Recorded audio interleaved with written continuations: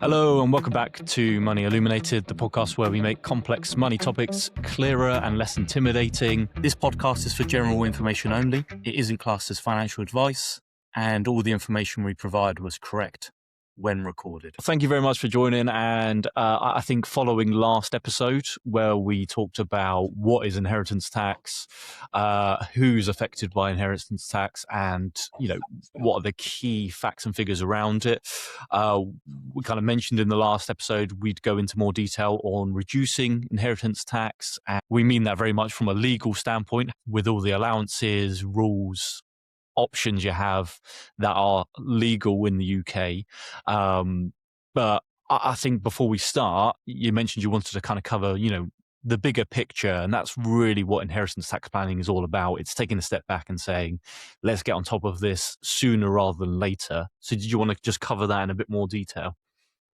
Yeah, I think we probably touched on it in the last episode, but it's ultimately a voluntary tax. You don't have to pay it. If you've got a liability, you have to, just like you do with any tax in the UK, right? But the point is, you can plan to not have that liability further down the line, or you can plan to have ways to cover it so that your family aren't kind of burdened with trying to scramble around and get everything sorted to pay it. Because it's not a particularly nice tax bill. It can be quite significant. It can be quite tricky to pay it if you've got a lot of assets sort of held in property and things like that. It's not very liquid, so it can be a challenge. So planning ahead, which I think we touched on multiple points in the last episode, it's just a really, really important one. And if you plan far enough in advance, you probably are going to find ways to really ramp that down, but still enjoy life, enjoy the money, and probably more so by doing that and planning ahead, to be honest. Yeah, it's probably what we covered in the first one, which I guess leads on to, what are the options out there that everyone can use to help. The first one is gifting. So, we have an allowance every year of £3,000. You can gift that money to anyone you want to. But just keeping a record is very, very important. I think that's one thing. Planning ahead of time is one thing, but also keeping a record of that, keeping a spreadsheet of who you've gifted the money to, what point of the year, what date, and so on. Very, very important, because you never know when HMRC might come around and ask. Yeah, well, they'll ask when you die, I guess. That's when they'll be asked. Yes. But yeah, anything tax-wise, it's always good to keep a record of it. But yeah, I mean, it's one of those things, right? Hopefully, not many people listening would have ever had to look at one of these IHT forms that you have to complete when you're going through probate things. But they look horrible. They look very, very daunting. And you do have to have records and dates and literally to the penny what's been gifted and things like that and when. Really, really important if you're someone that's making gifts to keep records of that stuff. And yeah, what are the gifts? Like you say, you've got your 3,000 a year per person gift. That's not per person you gift to. That's you as a person gifting can do 3,000 a year. It doesn't have to be 3,000 to one person. It can be a number of different people, but the total is 3,000. You can carry that forward as well. So if you didn't use it in the prior year, you can bring that forward to this year and use it. Yep. So if you've never done it before, you've actually got 6,000 in year one, but then it's 3,000 every year thereafter. Mm-hmm. And then there's smaller stuff, £250 small gift allowance exists. That's as many of those numbers, those £250, you can make as many of those gifts to as many people as you'd like to. But the point is, it has to be limited to one person each time, right? So I could give Elliot 250 quid. I could give Elliot's mum 250 quid. I could do that. All of Elliot's family. Not that I would do that, but I could. And from inheritance tax perspective, that's absolutely fine. And then the other one is wedding gifts. You can make a gift at weddings. If it's your children or grandchildren or something, it's a much, much higher number. If it's to other people, it's a much smaller number. And again, that one isn't one that's going to be used all the time, but it is a way of kind of contributing to your family. And yeah, those exciting days in their lives. But actually, just look at it. Same with spending. I think I said this in the last episode. Look at it as, well, if I'm gifting 10,000 or 3,000 or whatever the number is, the inheritance tax, that saving is 40% on that number. So, it kind of makes it feel cheaper for you. And it's a nice way to look at it. Who doesn't like a discount, right? And obviously that's only relevant if you're over the inheritance tax thresholds, but it's a nice way to frame things. Definitely. And I guess there's a bit of a confusion around this surplus expense. I guess surplus income rule. So you can gift out of extra or additional income that you're receiving on a monthly or yearly basis. Would you mind talking through how that actually works and what the premise is behind that all? Yeah, it's one of those where, I mean, I've been doing this for 10 years now, and I'm still not exactly 100% sure how to explain it. The general consensus is if you have more income than you have expenditure, i.e. you have a surplus of income, you can gift that on a regular basis. And then there's rules around how regular it can be. It can be a one-off thing, be classed as regular in some instances. It's very, very strange the way it all works. But consensus is any surplus income you have, you can gift away. And you can do that on a regular basis. And it doesn't matter what that number is. If you've got £100 a month of surplus income, or you've got £100,000 a month of surplus income, as long as by giving that money away, it doesn't impact your standard of living, and you're not then drawing from capital, for example, to fund your standard of living, you can gift as much as you want to, as long as it's within your income, and it's completely exempt from inheritance tax. As you can imagine, it's quite a difficult rule to police and keep on top of. Hence, keeping a record is super, super important. But that record should probably then include what your net income was for the year and what your outgoings were without the gift and then with the gift and so on. But it's a really, really useful one for a lot of people. It's often used for things like life insurance, and using that as a method to help with inheritance tax. We'll touch on that shortly. But also just making regular gifts. You know, if you are grandparents and your grandchildren are going to be going to, private school and you want to help pay for the school fees, well, if you've got a few thousand a month of disposable income and you're in that fortunate position, well, you might look at that and say, well, I don't just want to build that up and pass it to them when I die and have a 40% bill taken off of it. Actually, I'd quite like to gift that now, cover some of the school fees, and it's a way of helping, benefit your family and also reduce the tax bill. But yeah, I'd argue it's probably the hardest one to keep on top of, but if you can have a plan for it, super, super valuable. And it's something we spend a lot of time going through with clients. Yeah, definitely. Sorry to hospital pass that one to you. So it's all good. I think before we go into life insurance, then it's probably good to have some numbers around what you can pass down before paying inheritance tax. And I know we covered it in the last episode, but just a kind of brief overview again. So everyone's entitled to a nil rate band. That nil rate band is £325,000 each. On top of that, if you have a main residence and you pass it down to direct descendants, so within your bloodline, essentially you get a residence nil rate band on top of that, which is £175,000 each. So overall, if you have a main residence that you're passing down to your bloodline, direct descendants, you have an overall package of £500,000 that you can pass down before inheritance tax is at play. What's a really good strategy to have a higher rate before you're paying inheritance tax? Well, the first thing is to get married. So because you plus the person you're getting married to also has those allowances. So I know everyone says being married is very, very good in terms of being tax efficient, not maybe the best or most romantic thing. But if you do get married for monetary purposes, you then have £1 million essentially between you both, assuming your main residence is 350,000 or more. Yeah, spot on. Yeah, you're right. It's not the most romantic of conversations, but I have clients who aren't married, but they've been together for 20, 25 years. And it gets to a point where you're kind of bringing it up and you say, well, if you were to get married, you could save X amount of 100,000 sometimes. You're not talking thousands. Sometimes it can be hundreds in tax. And, how things like your wills are structured and who it gifts to and so on, it all plays a part. But if you don't want to go down the romantic route of getting married for the tax purposes, you can register as civil partners. And that's a lot less romantic, right? Works for some people. But that achieves the same thing from a tax perspective.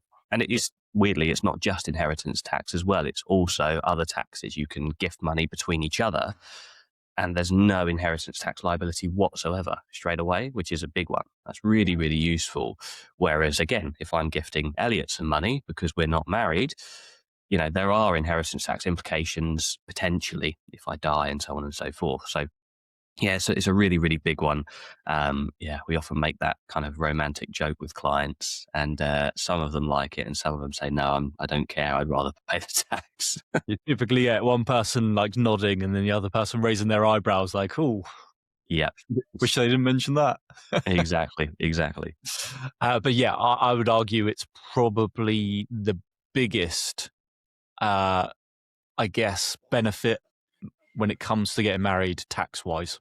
Yeah, for sure. Because the way the tax works is, if you're passing money to your spouse or civil partner, there's no inheritance tax liability on that first death, let's call it. Yeah, exactly.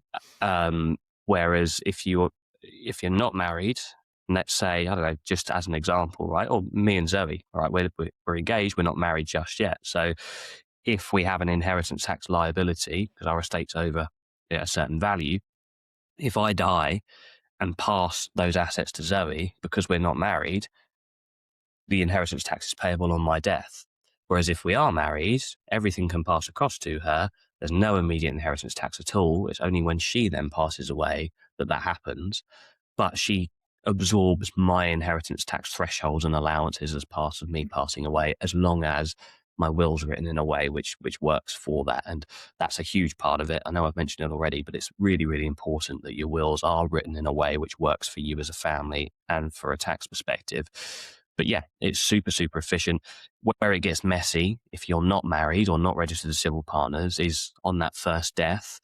Or if, again, if Zoe and I own a property and we've got children and we decide that we're going to split the estate in a different way, ownership of assets and things can also become an issue. And who owns the property and what share and so on and so forth. It can become very, very messy. So getting wills sorted is super important. I think we're going to see if we can bring our estate planning specialist onto one of these episodes to talk about that in the future. But yeah, from an inheritance tax perspective, you could save an absolute shed load of tax by getting married or registering as civil partners. Yeah, definitely. And I think whilst we're on that vein then, life insurance, bringing that into the equation, I'll do an example of this. So let's assume we have a couple here. Property is worth 350,000 just to be nice and safe. Overall, their estate, including potential pensions, let's say £1.5 million. Keep the numbers really nice and easy. So that is £500,000 on the second death over the nil rate bands, the resident nil rate bands. So the tax that will apply to that 500,000 is either 40%, or if you give 10% to charity, you can then get that reduced from 40% down to 36%. So something to discuss as well. That is potentially a good option. But let's assume you're not giving any of the money away to charity. You've got a 40% charge, so £200,000. Life insurance essentially is an insurance that pays out on death. If we are a married couple and we're saying that essentially your estate passes over to your spouse when you pass away, we don't want that insurance paying out until second death. So until the second of you both pass away, and then your family is essentially liable for that £200,000. The idea behind life insurance to pay any potential inheritance tax is you try and estimate what that tax is potentially going to be. So to keep numbers nice and simple, we're assuming £200,000 here. We're then assuming you should go and get a policy that will pay £200,000 out on second death. That then, for your family, whoever benefits from your estate, they're going to receive that £200,000 as long as it's in trust, something that we can come on to later as well, because that's very, very important, will be paid to your family, your loved ones, and they can pay that inheritance tax charge and then receive essentially the full worth of what your estate would have been.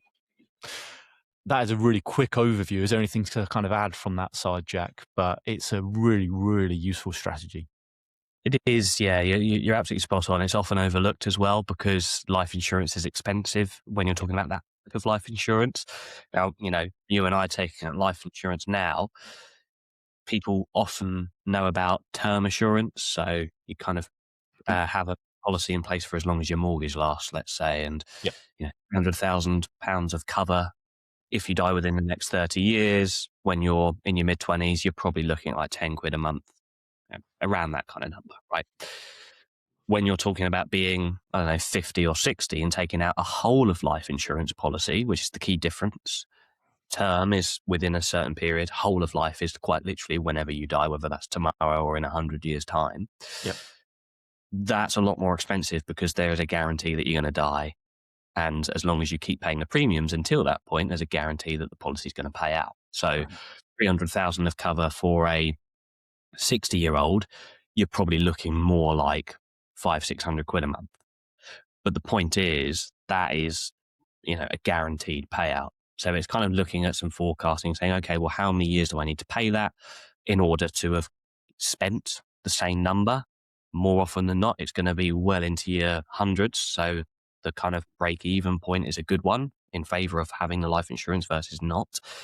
And if you're also using some of your gifting allowances in order to pay for the policy, again, look at it and say, well, if it is 500 quid a month that I'm spending, actually, that 500 quid a month is 40% off, right? It's discounted because otherwise the inheritance tax is payable on it.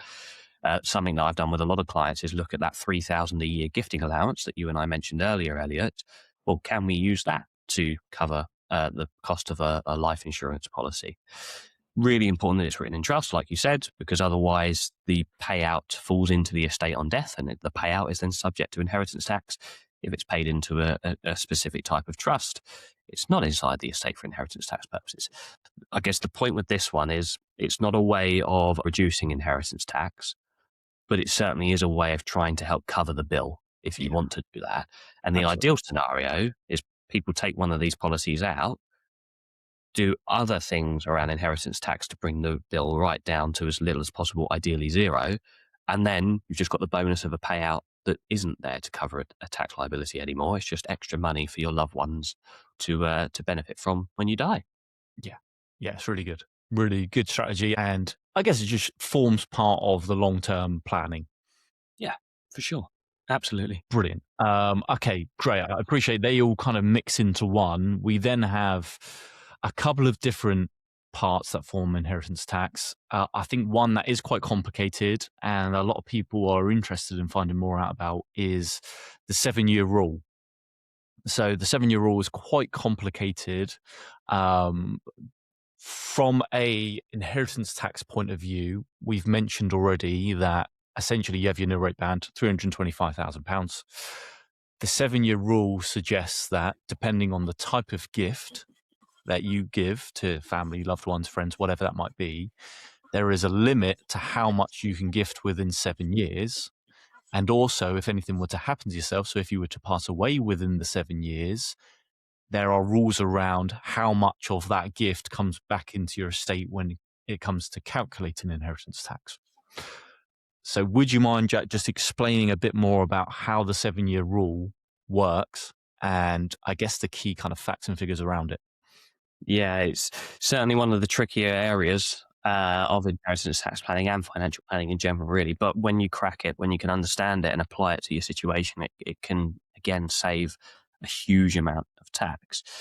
So essentially, when you're talking about bigger gifts than the smaller numbers we've discussed already, you can gift ultimately as much as you want to.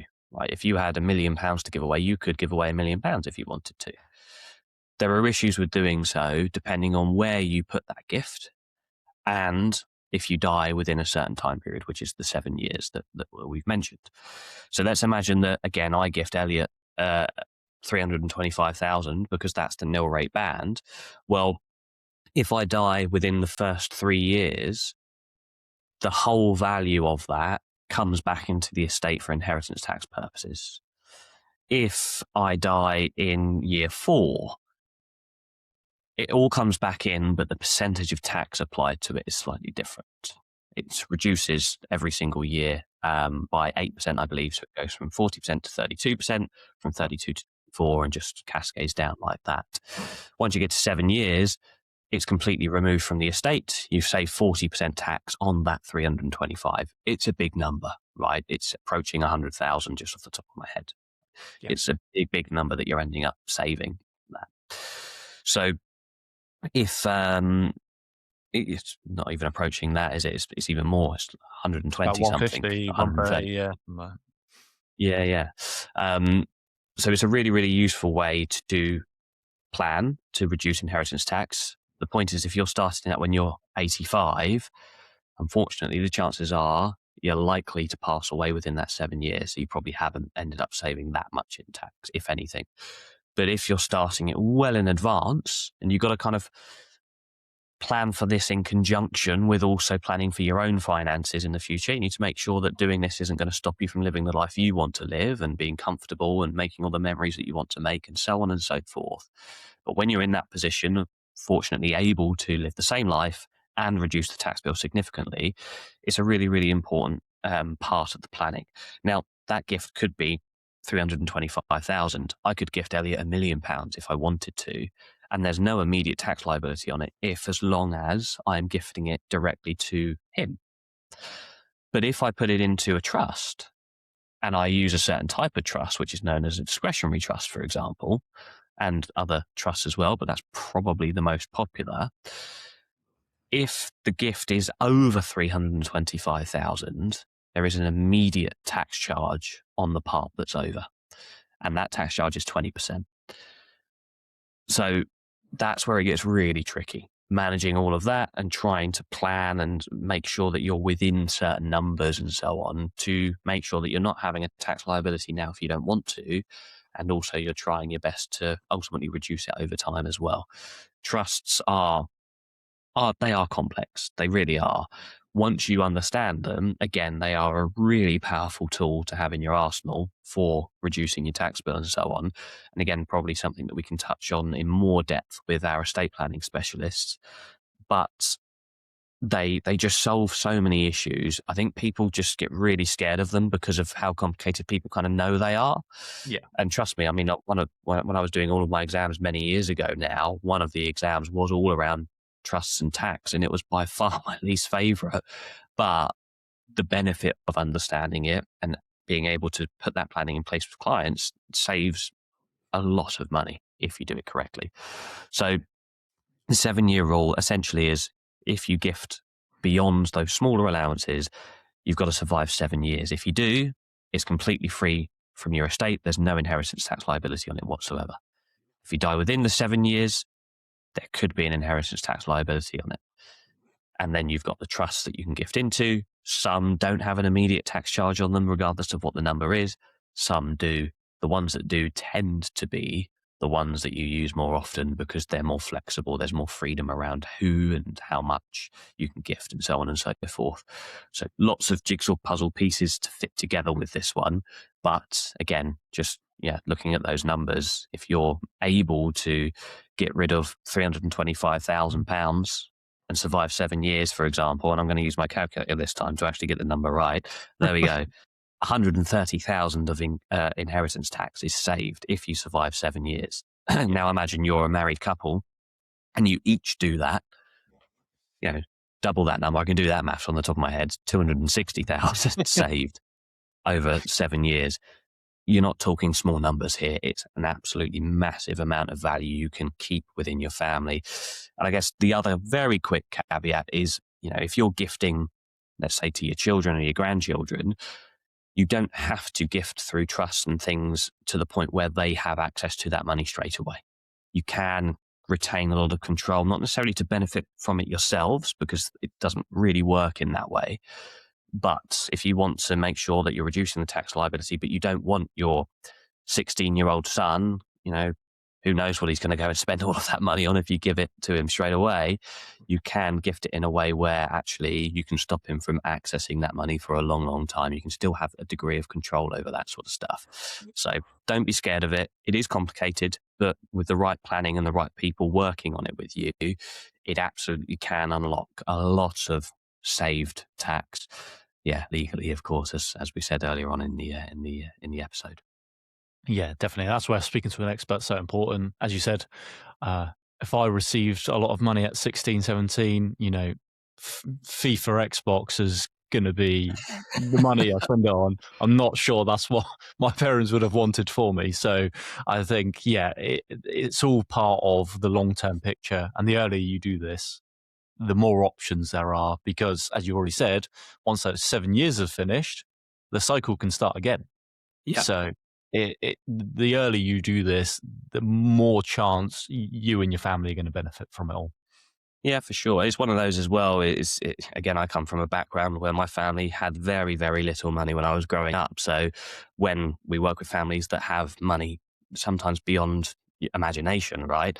You are looking at it and saying, well, it's so important that you don't just let it not work for you, right? You've worked really hard to build up these assets.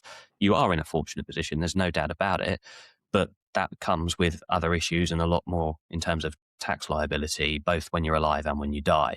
So if you can put the planning in place beforehand and make sure your family benefits from all of the hard work that you've put in over the years, for me, who wouldn't want to at least explore it and see what can happen? 100%.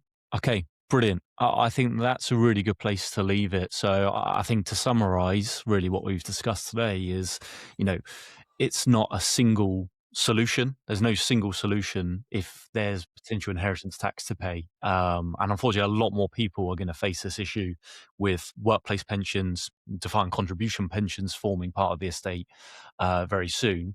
So really, the things to think about is there's gifting, there's allowances, there's the spouse's exemption, there's property planning, insurance, trusts. There's so many different options here. That's where speaking to an expert and people that have spent years and years revising exams, speaking to families that have experienced things very, very similar can be really important. And the earlier you do this, the better it's likely to be in terms of final outcome. So is there anything else that you want to say, Jack, before we kind of leave that there? No, I think it's the key message is it's voluntary, right? Plan ahead. And then if you can't do it yourself, ultimately, the good thing is you're not paying the inheritance taxes. It's your loved ones paying it from your estate. But yeah, if you want to help your family reduce paying the tax liability, plan ahead, make it a voluntary thing rather than something that you have to burden your family with. Perfect. Brilliant. Well, thank you everyone for listening. Like and subscribe, and we look forward to bringing you plenty more episodes very, very soon.